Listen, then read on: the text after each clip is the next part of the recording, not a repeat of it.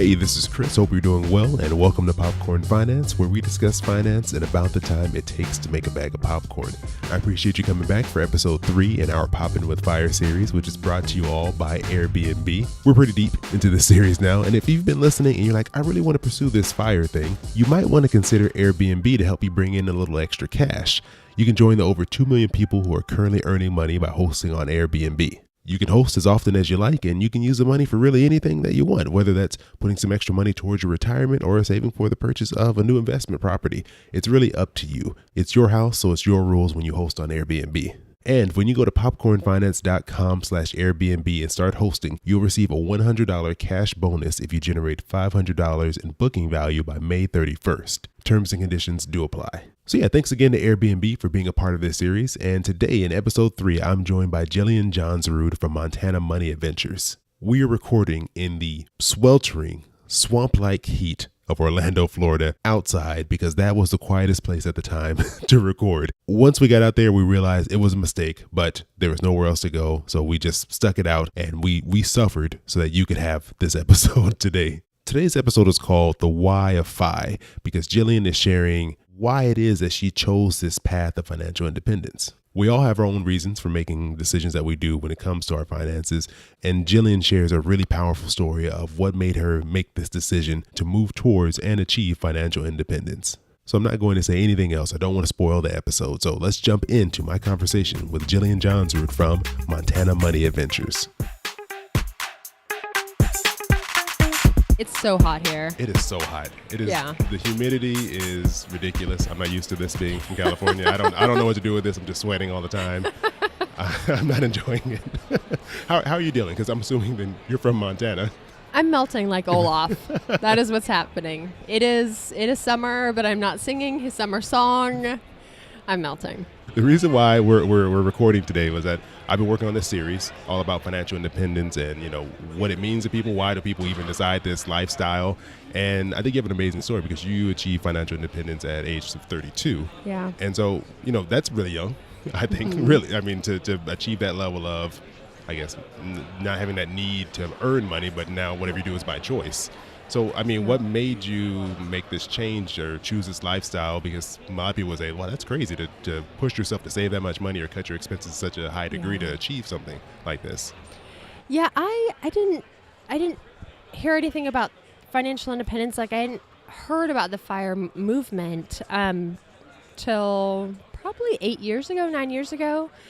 But from a really early age, I was in a difficult family situation, and I had come to my mom when I was about 11, and I said, listen, we can't stay here. Like, we can't do this.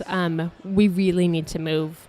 We need to get out, and we need to be on our own because the home environment had just become really oppressive. And she hadn't graduated from high school. Like, she had me. She had gotten pregnant, and she was like, Jillian, I don't have any other option. Like, there's no way that on my $4.65 an hour job, I can support 3 little kids. And I put out an impassioned plea, like, I'll start working. There's a little apartment above, like, the grocery store. It's just one room, but, like, anything will be better than this. And she said, I can't. And I just went upstairs, and I just cried. I cried hot tears into my pillow, but I realized money gives you choices. Yeah. And it gives you options. And I desperately wanted more choices. I didn't want to be in that situation. And we were living under the poverty line, but I thought, you know what? I'm just going to make the next right choice.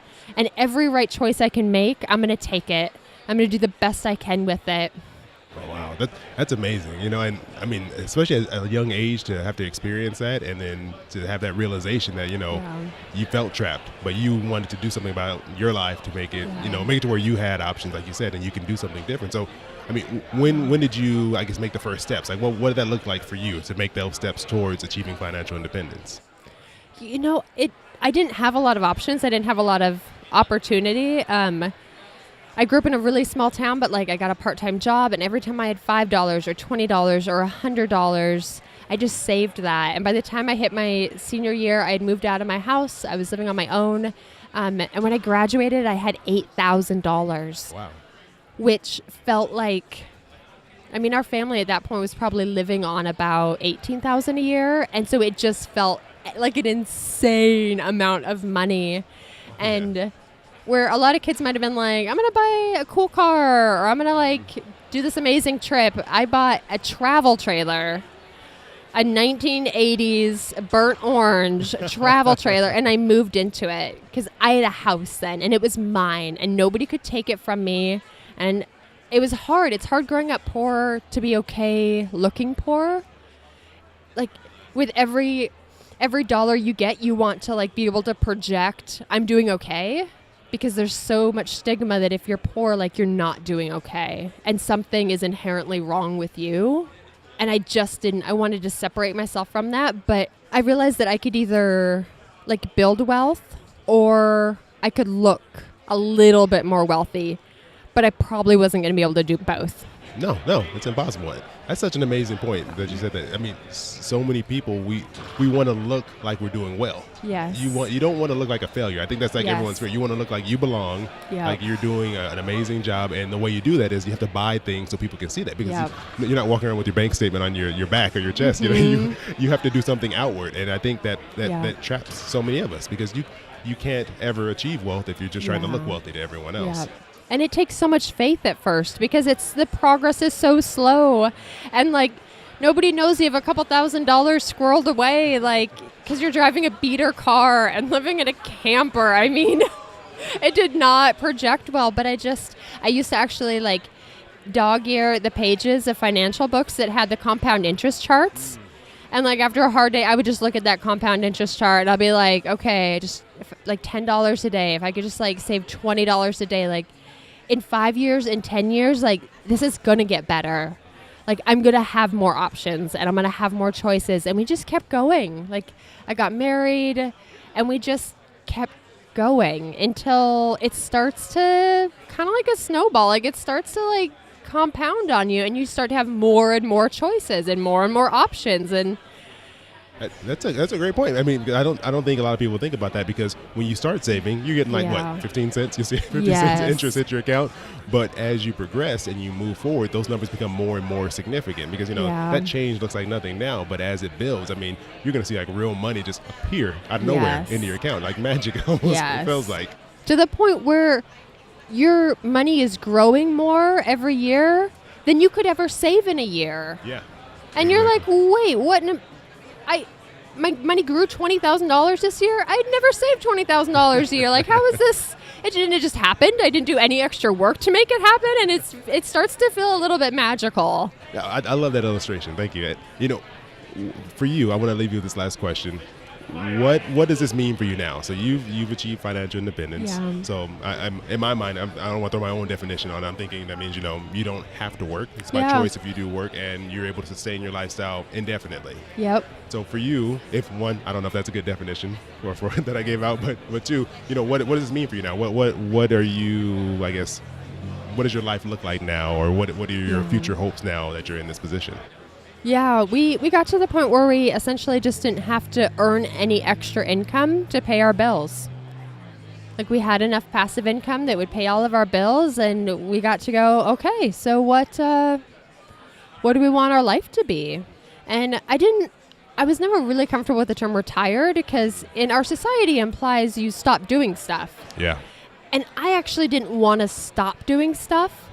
I wanted to have the option to do lots and lots of stuff I really wanted to do. Like things I was really passionate about, things I felt like I was made to do, like my very special, unique contribution to the world. I wanted to be able to double down on that, because I don't have to worry about the water bill anymore. Like I don't have to pay rent anymore. I don't have to worry about groceries. Like that's covered. And now all of my time and attention can go into the things that I really value and that matter to me. I love that. That's one of the things that attracted me to financial independence was the idea that it's not about like, I just want to go sit on the beach and do nothing for the rest of my life. It's like now when you don't have to rely on going to work to bring in money, Yes. you can then choose what you do with your time, and you Yeah. can still generate money with that time. Yeah. But you can choose what you're doing to generate that money if that's Yep. what you choose to do. So, I love that. I love that answer. Jillian, I really appreciate you joining me here and sharing some of this info in this hot weather Oh, man. outside. But your story was so good, I kind of forgot that it was hot. You kind of distracted me, so thank you. If you want to just come with me everywhere I go and tell me stories, maybe I'll be a lot cooler. I won't be just sweating constantly. I'd appreciate that. But, since you have such an amazing story, and I think people will really benefit by just learning more about what you're doing and kind of following what you do on your blog. What's the best way for people to keep in contact with you, to find out more about what you're doing, anything special going on? Please share it. Yeah, the easiest way to keep in contact with me is through my newsletter. I send out an email once a week. I have tons of free resources. I just kind of obsessed with building stuff. And so I've got everything people need to get started for free through my email newsletter. And you can always just hit reply and say hi. I try to respond to every single email. Through my email newsletter, I'm super easy to get a hold of. Otherwise, less so. Okay, Bert, where's the best place to go to sign up for your newsletter? On my website, montanamoneyadventures.com. Google knows how to find me. Okay. And just type any variation of that in, and I'll show up. And yeah, you can sign up there. All right, perfect. Well, thank you, Jillian. I really appreciate your time and you sharing a little bit about yourself. And definitely, I'm going to be following along because it's inspiring to me to hear about other people who are doing something that I think will help so many people kind of just reduce that stress in their lives. So thank you. I really appreciate it. Thanks so much for having me. Oh, yeah, anytime. Bye.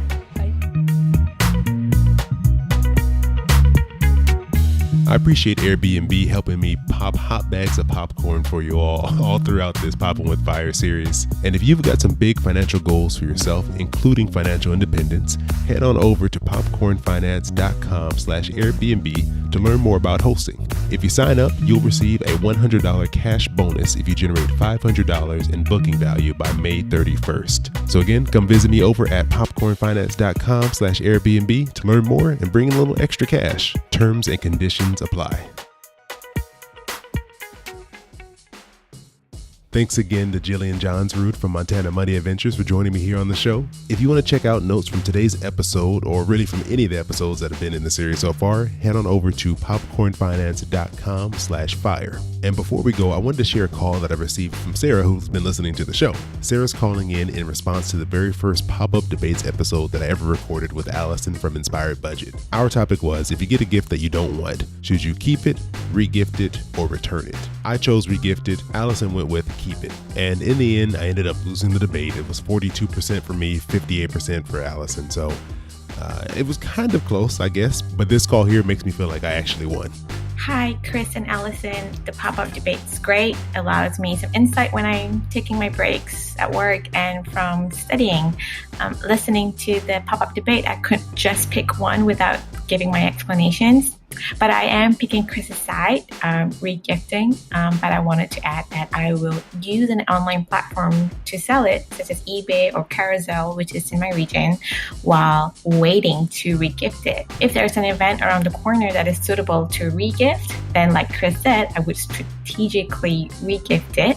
Otherwise, I would advertise it online to sell so I can put some money in my money envelope, which is inspired by Allison. Thanks, guys. Thank you, Sarah, for sending in that message and making me feel a little bit better about my current records, because I'm currently 1-2 in these debates, so I'm not doing great.